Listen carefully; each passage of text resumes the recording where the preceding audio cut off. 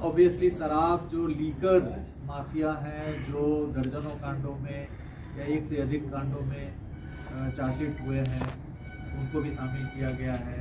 Sand mafia के बीच में तो अभी डबल डिजिट में आ गया।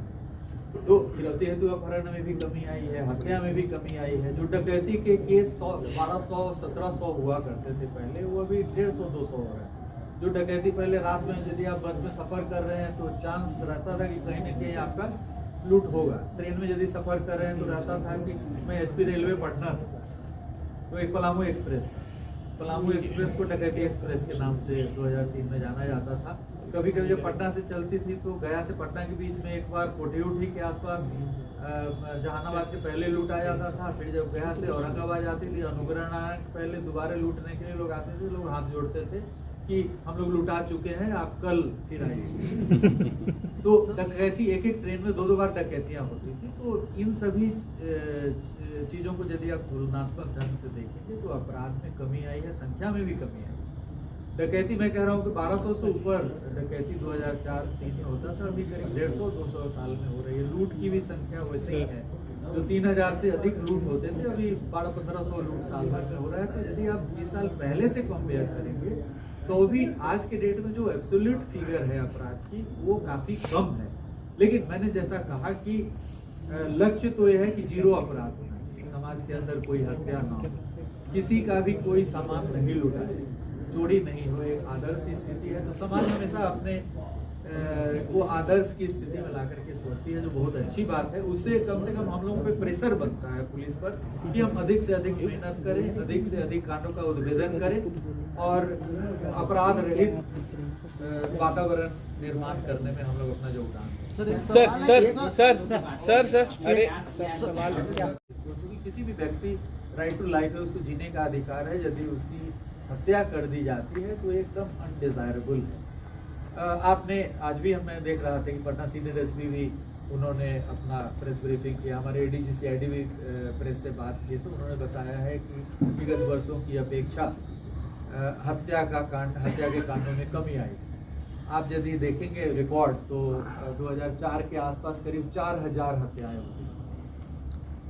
2004 में हमें याद आ रहा है, सीआईडी में बहुत दिन तक थे 3688 फिगर जो वेबसाइट पर डाला हुआ था। फिर 3700 हत्याएं 2004 में हुई। आज के डेट में करीब 2400-2500 हत्याएं हो रही है साल में। तो यदि आप आज से 20 साल पहले से 21 साल पहले से भी कंपेयर करेंगे, जबकि इतनी सारी गतिविधियां बढ़ी हैं, पॉपुलेशन डबल हो गया उस समय 7-8 करोड़ पॉपुलेशन था, अभी 14-15 करोड़ हो गया। आर्थिक गतिविधियां भी काफ़ी बढ़ी हैं, काफ़ी सारे लैंड डिस्प्यूट्स और हर तरह के डिस्प्यूट समाज में आए हैं जिसको लेकर के हत्याएं होती है। तो इन सभी चीज़ों के बावजूद हत्या के कांडों में करीब 2004 से यदि आप कंपेयर करेंगे 24 का, तो 1200 नेट की कमी हुई है। और किसी भी कालखंड में आप यदि कंपेयर करें कम हो रही है। लेकिन यदि हमारा ये कहना है कि एक भी हत्या यदि हो जाती है तो वह समाज के लिए कोई नहीं कहेगा नहीं चलिए एक ही हुआ इसलिए बहुत अच्छी चीज़ है, ऐसा कोई नहीं कर सकता। इसलिए यदि पिछले साल 50 हत्याएं हुई हैं, इस बार यदि 25 भी होंगी तो वो असहनीय है। हम लोग का लक्ष्य तो ये होना चाहिए कि समाज के अंदर कोई हत्या ना हो। जो भी बातें आ रही हैं कि हत्याएं क्राइम बढ़ गया, मतलब कोई भी क्राइम हो रहा है तो उसको माना जा रहा है कि ये क्राइम अनडिजायरेबल है। संख्या के दृष्टिकोण से यदि आप जाएंगे, हत्या में मैंने आपको बताया ये फिगर कोई छुपाने वाली फिगर नहीं है। एनसीआरबी के वेबसाइट पे है, हमारे स्टेट क्राइम रिकॉर्ड्स के वेबसाइट पे है, पुलिस की वेबसाइट पे भी फिगर्स रहता था, इधर मैंने चेक नहीं किया है। नहीं रहता है सर, वही हाँ नहीं तो उसको डाला जाएगा। मैंने देखा था कि नहीं है। आप जब सीआईडी में थे सर तो व्यवस्था शुरू हुई थी 6 महीने से। सीआईडी में हमने स्पीडी ट्रायल का भी फिगर डाला करता था हर महीने, और डाला उसको हमने फिर से शुरू कर ईयर वाइज ऑब्वियसली था। अब गेम खत्म हुआ है, मैं भी सरप्राइज था देखा जी। बंद है, किसी को लाइट्स तो लगाना ही नहीं है। ये स्पष्ट है कि किसी भी प्रकार का लाइट जो रेड लाइट ब्लू लाइट वगैरह होता है तो लगाना ही नहीं है, नंबर 1। नंबर 2, जो ये तरह तरह के नेम प्लेट लगा करके चलते हैं उसके लिए हम लोगों ने लिखित आदेश दिया था और करीब आधा दर्जन से अधिक केस दर्ज हुए हैं जिसमें गलत नेम प्लेट लगा करके घूमने वाले लोग गिरफ्तार भी हुए हैं। ये गलत है कि आप हैं कुछ नहीं और अपना बड़ा बड़ा नेम प्लेट लगा करके और आप घूम रहे हैं। इस पर कार्रवाई भी की गई है और इसको एक बार अभियान स्वरूप और चलाया जाएगा। जहाँ तक हिट एंड रन का सवाल है तो इसमें जो यूथ हैं, बहुत सारे यूथ हैं जो अंडर एज भी हैं लेकिन उन्होंने अपना वाहन का लाइसेंस बनवा लिया। अभी वाहन लाइसेंसिंग रेजिम थोड़ा स्ट्रिक्ट हुआ है कि अभी यदि आप लाइसेंस लेने जा रहे हैं तो आपका व्हीकल टेस्टिंग ट्रैक्स पटना में भी कार्यरत हो गया है। पहले औरंगाबाद में मारुति के सहयोग से हम लोगों ने 5-7 साल पहले एक वाहन टेस्टिंग ट्रैक लगवाया था, अभी पटना में भी हो गया है और राज्य के अन्य जिलों में भी वाहन टेस्टिंग ट्रैक बल्कि एक मैंडेटरी हो गया है नए एमबी रूल्स के तहत कि आप जब तक वाहन टेस्टिंग ट्रैक पे वाहन चला करके नहीं प्रदर्शन कर रहे हैं अपनी वाहन चलाने की क्षमता, तब तक आपको लाइसेंस नहीं दिया जाएगा। तो इसके लिए इंफ्रास्ट्रक्चर की कमी थी। अभी प्रत्येक जिले में इस तरह के इंफ्रास्ट्रक्चर PPP मोड में या गवर्नमेंट की तरफ से सृजित किए जा रहे हैं, तो इसमें हम लोगों को सुविधा होगी। और पिछले एमबी रूल्स में आपने देखा होगा कि जो अंडर एज ड्राइविंग करते हैं उनके लिए काफी सख्त प्रावधान किया गया था और उनके पेरेंट्स को भी कार्रवाई के तहत लाने का प्रावधान किया गया। तो ज्यादातर जो ये अंडर एज वाले 18 साल से कम उम्र के जो यूथ हैं वो वाहन चलाने लगते हैं और वो काफी उम्र ही ऐसा होता है कि इसमें आदमी कोई परवाह नहीं करता है कि कंसिक्वेंसेस क्या हो, फलाफल क्या होगा, उसको सोचता ही नहीं है। यूथ एक दूसरे ही एक एनर्जी लेवल पे रहता है। तो इसको कंटेन करने के लिए हमें लगता है कि सबसे बड़ा इसमें परिवार का रोल है। अभी एक मुजफ्फरपुर में एक घटना हुई है जो अभी तक कोई यूथ बरामद नहीं हुआ है। बेगूसराय गया था और उसकी अभी तक लाश भी नहीं बरामद हुई है। उसके पास 2 थार जीप, 2 हाई एंड का मोटरसाइकिल उसके पास था। वो उसका उम्र 18 साल से कम है।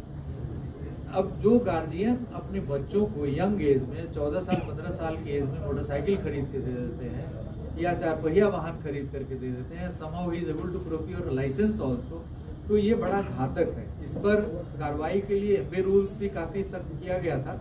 इस पर एक अभियान चला करके कार्रवाई करने की जरूरत है और आने वाले दिनों में हम लोग ये स्पेसिफिक इसी पर अंडर एज ड्राइविंग पर हम लोग अभियान चलाएंगे और इस तरह के लोग हैं उनका लाइसेंस कैंसिल करके फाइन वगैरह करने का प्रयास करेंगे। डेडिकेटेड प्रभाग, एक विंग, एक यूनिट साइबर अपराध को डील करे।